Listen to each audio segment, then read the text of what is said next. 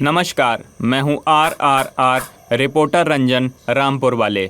मुर्गा बने आप समझ तो गए होंगे कि मैं स्कूल आया हूँ, क्योंकि इस स्कूल में मुझे एक न्यूज़ मिल गई। 79 और 89 में मैथ्स टीचर राज आर्यन को हुआ कन्फ्यूजन, प्रिंसिपल ने निकाला स्कूल से। दरअसल हुआ यूँ, गुरुकुल पब्लिक स्कूल के प्रिंसिपल नारायण शंकर की दो बेटियां थीं, एक छोटी और एक मोटी। राज आर्यन छोटी सी मोटी मोटी बातें और मोटी से छोटी छोटी बातें किया करते थे। उनकी मोटी मोटी निगाहें छोटी की मोटी मोटी बुद्धि पर धीरे धीरे फिदा हो रही थीं। इधर छोटी भी अपनी परंपरा भूलकर प्रतिष्ठा के खाली रूम पर राज आर्यन के साथ अनुशासन तोड़ रही थी। चक्रवृद्धि ब्याज पढ़ाने की बजाय राज आर्यन प्रिंसिपल के मूलधन पर हाथ मार चुका था, लेकिन ये छोटी छोटी हरकतें प्रिंसिपल के मोटे मोटे कानों तक पहुंचने में देर नहीं लगी। ये जानकर गुरु बिल्कुल भी कूल नहीं रहे और तभी से राज आर्यन को स्कूल से निकालने के हथकंडे अपनाने लगे। जैसे सबको स्कूल का टाइम 10 बजे बताकर राज आर्यन को 11 बजे बोल दिया करते थे, ताकि वो लेट आएँ और उसे निकाल सकें। लेकिन वो मैथ का दीना छोटी से मिलने 1 घंटे पहले ही स्कूल टपक पड़ता था। एक बार तो प्रिंसिपल ने हद ही कर दी। राज आर्यन का फ़ोन चुरा कर इंग्लिश वाली मैडम भानुमति अठैया को वल्गर शायरी मैसेज कर दी कि न बाप न भैया सबसे सुंदर अठैया। प्रिंसिपल को लगा भानुमति मैडम राज आर्यन पे मोलेस्टेशन का केस ठोक देंगी, लेकिन भानुमति का शायराना अंदाज में रिप्लाई आया, माधुरी की तरह खांस दूंगी, आजा राज तुझे इंग्लिश की एक्स्ट्रा क्लास दूंगी। इस तरह राज आर्यन प्रिंसिपल से हर बार बचता रहा।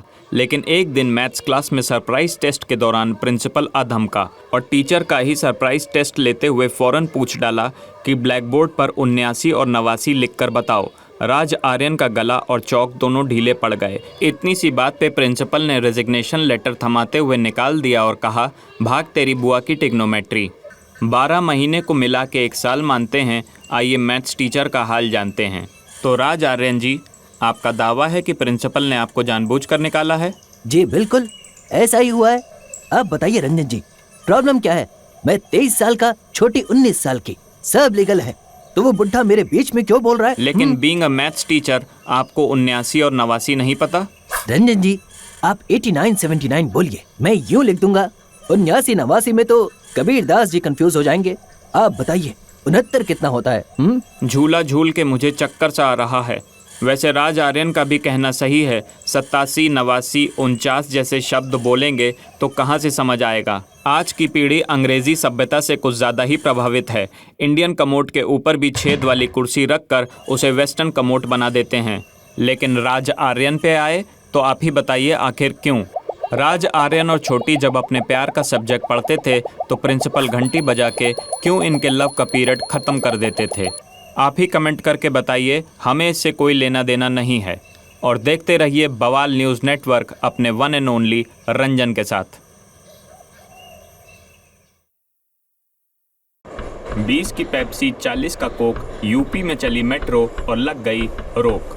जी हाँ, यूपी में मेट्रो चलाने के बाद लगी रोक। लोगों ने कहा खिड़की बंद रहेगी तो थूकेंगे कैसे। घटना कल की है, जब एक युवक मेट्रो में चढ़ा। पहले तो युवक ने कुछ नहीं कहा, क्योंकि मंद मंद गुटखा चबा रहा था।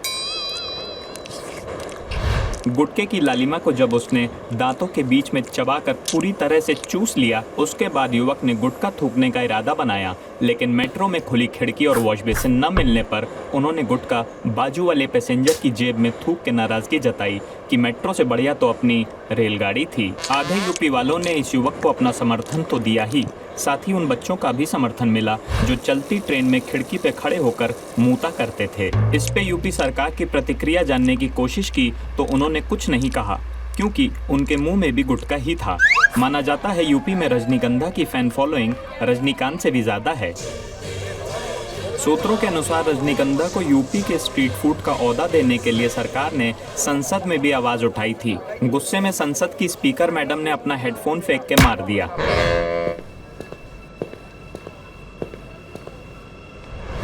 आप मेरे पीछे जो लाल देख रहे हैं, ये कोई फिल्म फेयर की रेड कारपेट नहीं है, मेट्रो का प्लेटफॉर्म है। कुछ युवकों द्वारा गुटखा खा के थूका गया है। ये देखिए, यहाँ आपको इस तरह गुटके की पीक से सावधान रहना पड़ेगा।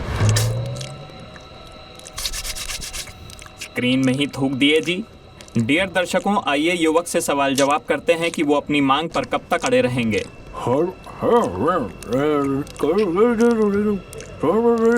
कृपया गुटखा थूक के बात करिए। तुम्हारे इंटरव्यू के लिए हम गुटखा नहीं थूकेंगे। और देखिए, जब तक मेट्रो की खिड़की खुलेगी नहीं, मेट्रो चलेगी नहीं। हमने चक्के के आगे ईंट लगा दिया है, ड्राइवर आगे बढ़ा के देखा है। ठेला समझे हो क्या जी, जो ईंट का टेका लगा दिए हो?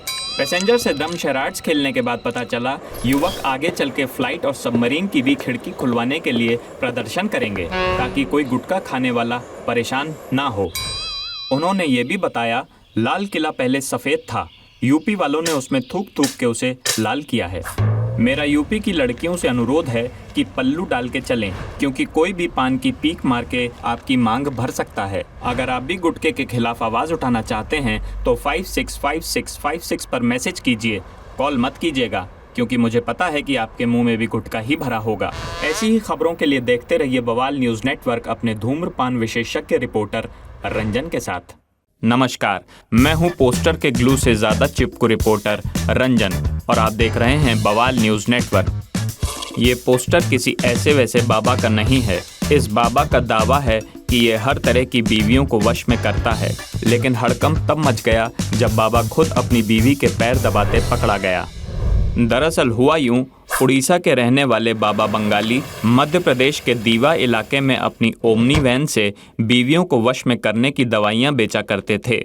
बाबा के वशीकरण के किस्से पूरे गांव में सोनाक्षी सिन्हा के माथे की तरह फैले हुए थे। बाबा के पास हर तरह के पीड़ित पति आते थे, जैसे किटी पार्टी में पतियों को रामू काका चाय बना दो कहने वाली पत्नियां, 1.5 लाख की शॉपिंग करने के बाद आइसक्रीम न खिलाने पर नाराज होने वाली पत्नियां, रात में पतियों को चाटे मारकर गाल में मच्छर बैठा था कहने वाली पत्नियां, ये लास्ट मेरी है। बाबा सारी बीवियों को अपनी भभूति चटाकर वश में कर लेते थे। ओमनी से अपना सफ़र शुरू करने वाले बाबा ओमनी से स्कॉर्पियो, स्कॉर्पियो से मर्सिडीज़, मर्सिडीज़ से छोटा हाथी, क्योंकि बीच में डाउनफॉल भी हुआ था। फिर छोटा हाथी से डायरेक्ट डीसी से अपनी वैनिटी डिज़ाइन करवाई थी। फिर बाबा के सीए ने बोला गाड़ी खरीदने से अच्छा ऑफिस डाल देते, क्योंकि गाड़ी लाइबिलिटी होती है और प्रॉपर्टी एसेट होता है। लेकिन बहन के टोटके को पढ़ी लिखी बात कहाँ समझ में आने वाली थी। सीए के मुंह पे भभूति का डब्बा फेंक मारा। लेकिन एक दिन दुकान बंद होने पर कुछ बहुत ही ज़्यादा पीड़ित पति समाधान के लिए बाबा के घर जा पहुँचे। वहाँ उन्होंने जो देखा वो देखते ही पीड़ित पतियों की दोनों भभूति फट गईं। बाबा की बीवी सोफे पे आराम की निद्रा में लेटे लेटे टीवी निहार रही थी और बीवियों को वश में करने वाला बाबा खुद बीवी के पैर दबा रहा था। ग्राहक को देखकर बाबा ने सोचा बीवी के पैर छोड़ दूं, लेकिन बीवी के डर से वो ये नहीं कर पाया और पीड़ित पतियों के सामने जलील होता रहा। फिर क्या था, जनता ने आओ देखा न ताओ, न हाथ देखा न पाओ, जहां दिखा दे दिया घाव। न्यू ईयर मनाने जाओ दमन एंड दीव में, आइए बात करते हैं बाबा से आईसीयू में। गजब ढोंगी हैं जी आप। ओहो, लोगों ने तो हड्डियों का भभूति बना दिया। जब आप खुद ढोंगी हैं तो वश में कैसे करते हैं जी? कोकेन चटाता था। हैं जी? कोकेन चटाता था। क्या? अरे कोकेन चाटता था। तो देखा आपने, बाबा एस्कोबार के साथ 2 घंटे ट्रिप में रहने के बाद, बात करने के बाद पता चला ये बाबा बीवियों को वश में करने के लिए भभूति के नाम पे कोकेन चटाता था। आप भी इन सब नशों से दूर रहिए और अगर नशा चाहिए ही तो 565656 पर कॉल करें, ये मेरा नंबर है, मैं पुलिस को इन्फॉर्म कर दूंगा। तब तक देखते रहिए बवाल न्यूज़ नेटवर्क अपने सुपर से ऊपर रंजन के साथ। कैमरामैन गोवा चले क्या? कोई झाड़ू दिखाए तो ताली दो, विराट कोहली गाली दो, ट्यूबलाइट को फ्यूज करो, विराट कोहली अब्यूज करो। जी हाँ दोस्तों, ये भड़के हुए फैंस की भीड़ विराट कोहली से नाराज़ है। दरअसल हुआ यूं कि विराट कोहली ने मैच के दौरान गाली का जवाब दिया स्माइल से। फैंस ने कहा अब ये हमारा विराट नहीं रहा। मैं हूं आपका अपना RRR रिपोर्टर रंजन रामपुर वाले। स्वागत करता हूं बवाल न्यूज़ नेटवर्क में। कोहली को उसका गुस्सा, अग्रेशन, गाली गलौज ही उसे विराट बनाता था। अब विराट कोहली गाली नहीं देगा तो क्या आलोकनाथ देगा? सोचिए, आलोकनाथ बहू को आशीर्वाद में तेरी चाची की चिंचोली बोल दे, कैसा लगेगा? फैन के द्वारा विराट की गाली को शुभ माना जाता है। सूत्रों की माने तो वर्ल्ड कप फाइनल में भी टीम इंडिया इसलिए हारी क्योंकि विराट कोहली ने गाली नहीं दी थी। कुछ फैंस ने तो ये भी कह दिया कि भले ही टीम इंडिया में केएल राहुल को ना रखो, लेकिन विराट की गाली को ज़रूर रखो। कुछ फैंस ने तो ये तक दावा कर दिया कि विराट कोहली बीसीसीआई के लिए सिर्फ इसलिए खेलते हैं क्योंकि उसमें बीसी है। विराट ने तो एक अर्जी भी डाली है कि बीसीसीआई का नाम चेंज करके बीसीएमसी कर दो। पहले विराट कोहली का मैच आंख बंद करके भी देखा जा सकता था। अगर बहन की गाली दी तो समझ जाइए छक्का मारा है, अगर माँ की गाली दी तो समझ जाओ आउट हुआ है, बुआ की गाली दी तो समझ जाओ कुछ नहीं हुआ है। वो खाली खड़े खड़े भी गाली देता है। विराट से एक चीज़ सीखने को मिलती है कि आज की दुनिया में गाली देना ज़रूरी होता है। कल को कोई आपको चांटा मार के निकल जाए तो क्या आप डिप्रेशन में मरोगे? इससे अच्छा गाली दो और मूव ऑन करो। गाली ज़रूरी है। आपके पास क्रेडिट कार्ड वालों का कॉल आता है, आप उन्हें बार बार बोलते हैं मत करो कॉल, मत करो कॉल, फिर भी नहीं मानते। आप एक बार मौसी की गाली दे के देखिए, सीधा ब्लॉक लिस्ट में डलेगा आपका नंबर।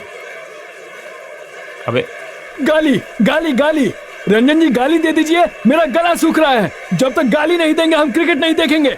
हम भाला फेंक देख लेंगे लेकिन क्रिकेट नहीं देखेंगे। हमें गाली सुनना है। 500 का नोट जाली दो, विराट कोहली गाली दो। कल वोटका मारा था निक्के निक्के, मेरा माइक दे बहन के टिक्के। जब हमने अनुष्का से विराट के बारे में पूछा तो अनुष्का ने बड़ी विनम्रता से कहा, चला जा लोमड़ी के। माना जाता है विराट कोहली पहले इतनी गालियां देते थे कि 2 बार अनुराग कश्यप ने उनको अपनी फिल्म के लिए अप्रोच भी किया।